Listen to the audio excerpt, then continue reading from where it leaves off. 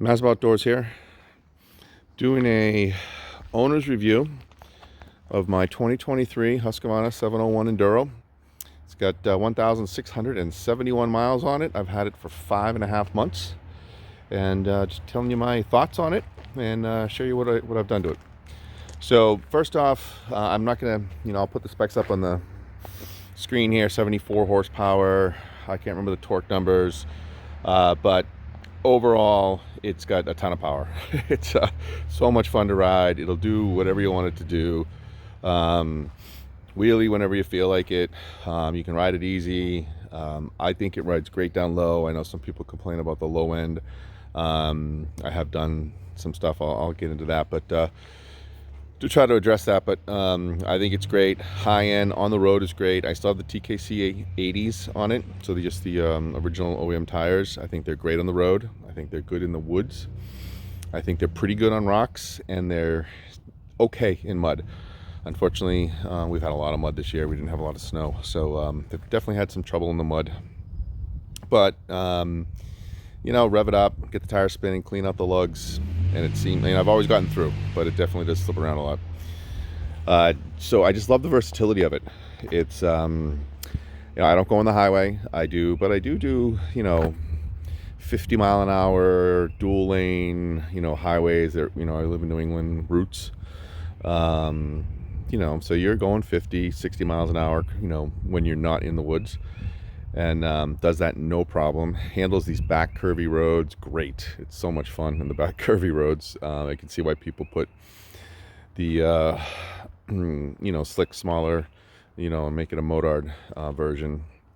Seen a bunch of videos out there. I'll post some links of people riding these with sport bikes and keeping up no problem. I can see that. Just handles unbelievable, very well balanced. So love the bike.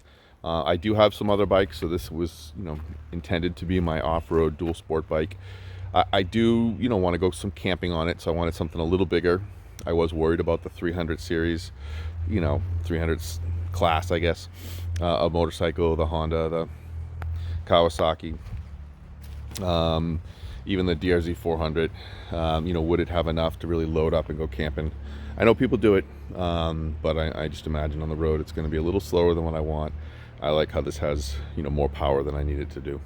Cruise 80 on the road. Had it up to triple digits for very brief moments passing people, but it'll do 80 all day long. That's not a problem at all. So just love that about the bike. I do have a Harley Street Glide Special. I do have a BMW S1000 XR, so those are my road bikes. That's not what this was supposed to be.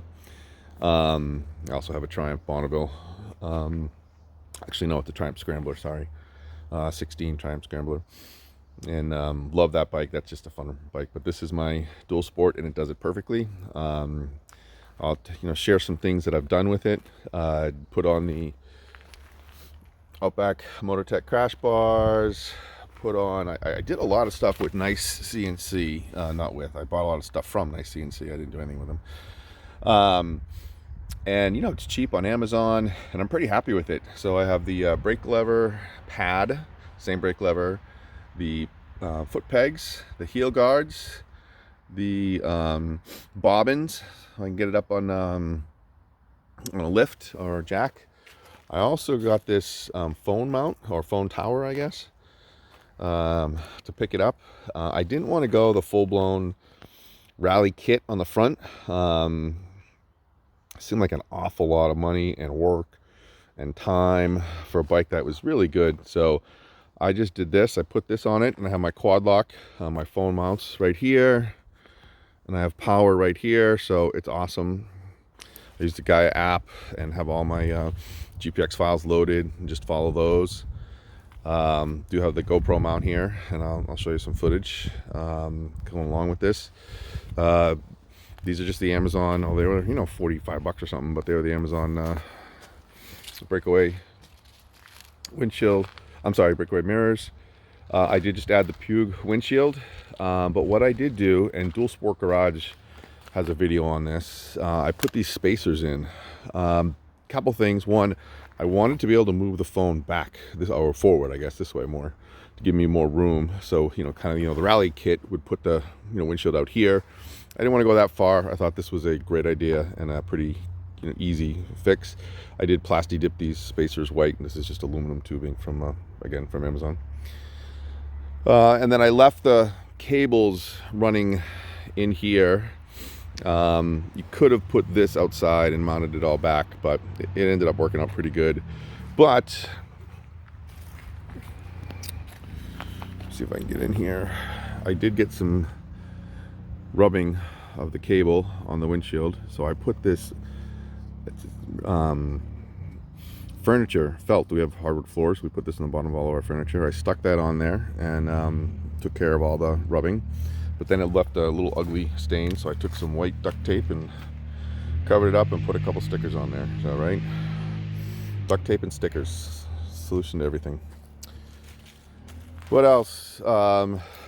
I did do the Rottweiler O2 sensor delete, which is supposed to help with the low end. So that was, I mentioned that earlier. I didn't think the low end was bad. I think it's fine now. I'll put some videos up. You can see me lugs along in the woods, no problem. I also did the kickstand delete, Vinesh Motorsports kickstand delete. I did have a problem with the kickstand once in the woods. It wouldn't start, and you read so much about it, I kind of quickly thought it was the kickstand delete. I was able to, though, to just, you know, use my glove and wipe everything off, just clean the sensor, I guess, and that was enough, and it started up. But I did get that and plug it in, you know, to take care of that. Oh, I do have the NICECNC Sprocket guard too. So again, I really like this NICECNC stuff. You know, for the Husqvarna, I like the blue. That was, you know, little accent to it.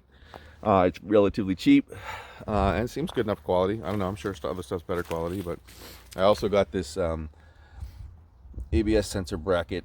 That is not NICECNC. I can't remember who that is. I'll put it up there. So that's what I've done, and then you can see I've added this TUSK luggage, which, you know, being kind of a light. Oh, sorry, I also did add a wings exhaust. There's a sticker. There's the wings exhaust. I have the full silencer kit in it. Ride, you know, in southern New Hampshire, well, whatever, throughout New Hampshire, Mass, and Vermont. And a lot of the trails go by a lot of people's houses. I don't want to be loud and ripping it up, so I put the silencer in there. I love it. It's great. It's not much louder than stock. It sounds way better. So that's the really key part. And it's lighter, and it's a lot cooler. It was really the heat thing that was bothering me. I did get this TUSK heat shield. I got that actually for the stock muffler, and that didn't really work. It was still hot because I wanted to put luggage on it, and I have a big bag that will hang down if I need to, but I don't know that I need to anymore. And I'll talk about the luggage in a second. But I did put it on. Unfortunately, it covers up the wings exhaust, which is a good looking exhaust, but it does keep everything cool. But I did get the TUSK luggage. So Olympus tank bag, small. The small saddlebags, they're 8 liters each, so 16 total. And then the TUSK waterproof. This is the side entry bag, 22 liter TUSK waterproof bag with straps.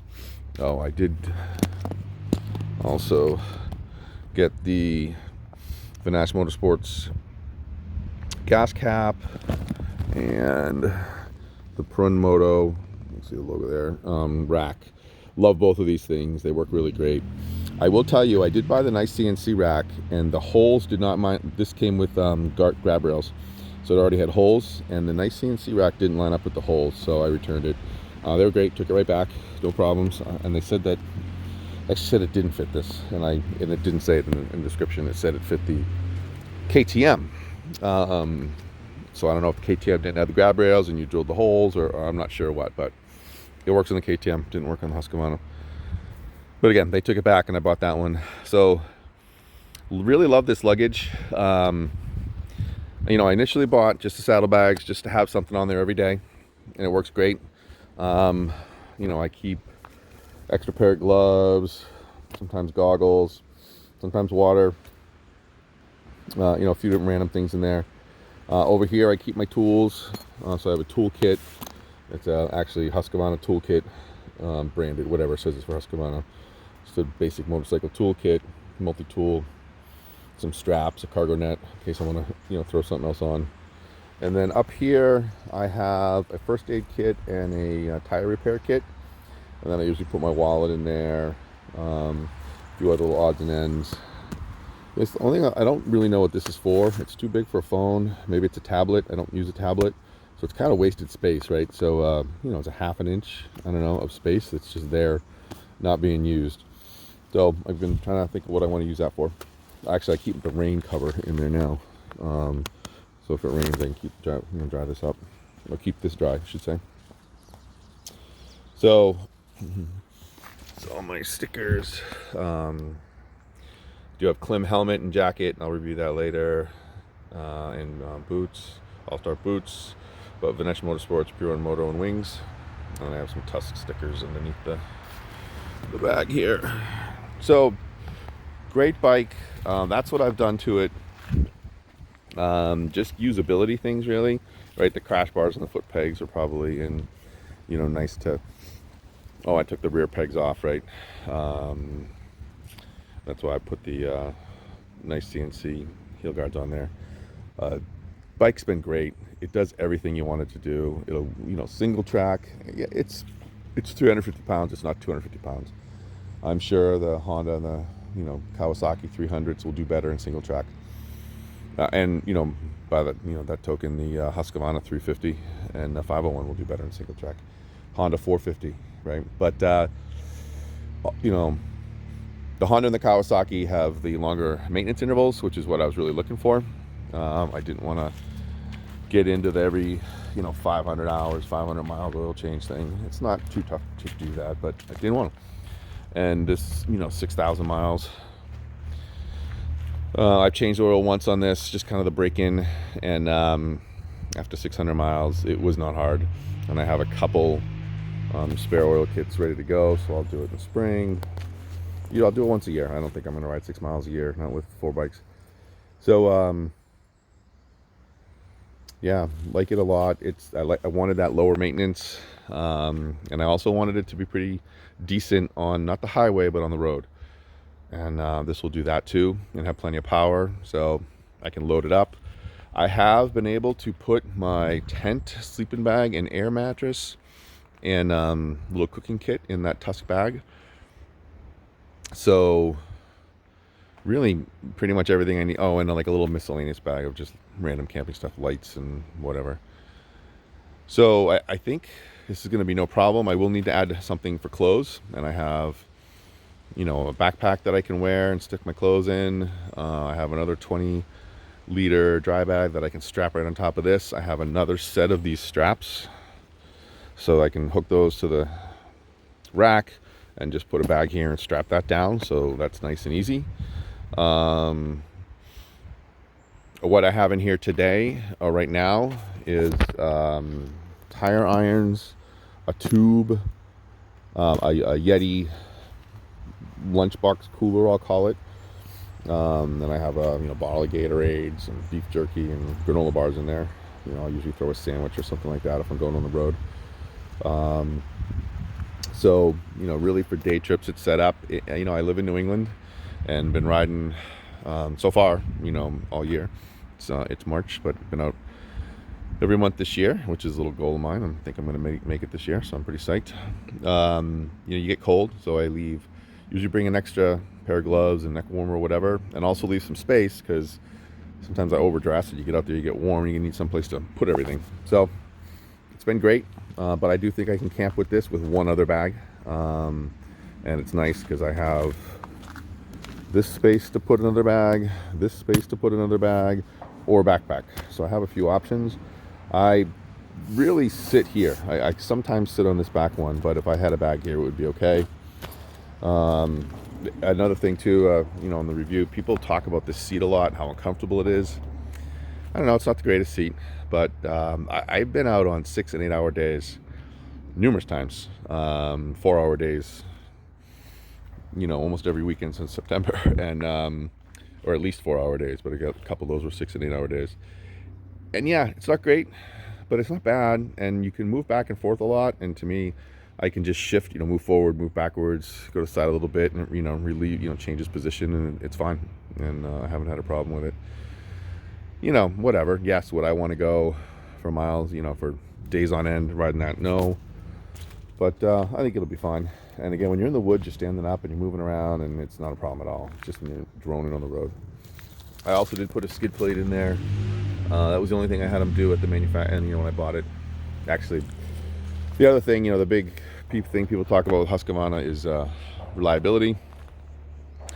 I was a little worried about that. I did buy a 4-year extended warranty on this, so I have a 6-year warranty on this bike. I got it for a really good price in September, kind of the end of the season.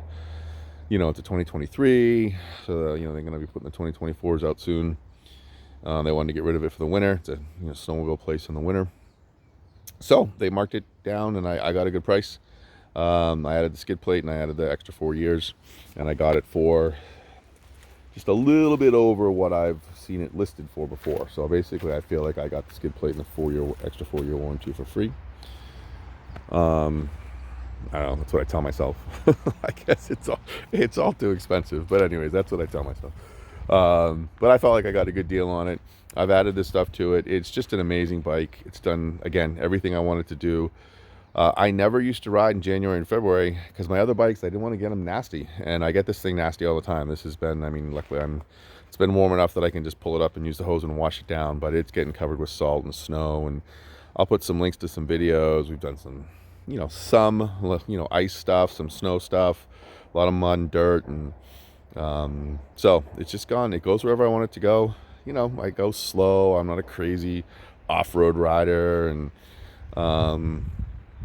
but it gets me around, gets me out in the woods, fun, you know, rides. You know, a 50-mile ride is so much fun on this thing because luckily where I live, I can, you know, be in the woods in 10 minutes and do a 50-mile ride on woods or very rural back roads, and the thing is just awesome for that. You know, I love the Harley, and I really love the BMW. That's by far my favorite bike. You know, I'll do 350-mile days on that, and I can't wait to do that. But when it's snowy and salty and sandy and muddy, and it's not what I want to take out. And this has been great, you know, to fill that gap. So absolutely love the bike for me. Does what I want it to do perfectly. And again, 1,600 miles, 0 problems at one time. Kickstand shut off, you know, wouldn't let it start, but I literally just wiped it down and it started. And then now I have the bypass in there, so that's not a problem at all. It's a great bike, highly recommend it. Also too, would highly recommend these TUSK bags. I think they work really good on this bike.